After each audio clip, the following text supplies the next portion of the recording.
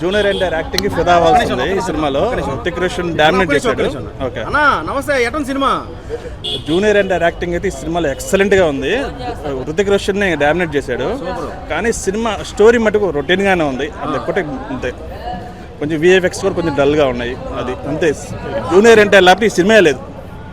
Main చెప్పాలంటే ఎన్టీఆర్ మటుకు super. Hrithik Roshan dominate చేశారంటే హృతిక్ రోషన్ కూడా డామినేట్ చేశాడు. అసలు ఎన్టీఆర్ క్యారెక్టర్ బాగుంటుంది హృతిక్ రోషన్ కంటే కూడా. అది మెయిన్.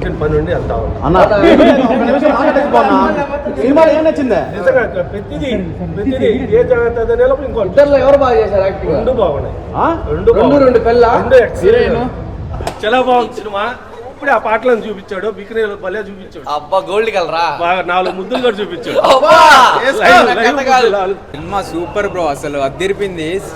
అసలు ఇద్దరు క్యారెక్టర్ ఈక్వల్ గా చేసే ఎన్టీఆర్ క్యారెక్టర్ విలన్ క్యారెక్టర్ ఉంది బ్రో.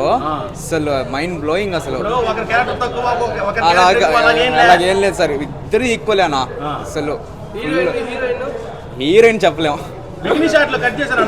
లేదు కట్ చేయలేదు, అన్నీ ఉన్నాయి, ఏం చేయలేదు.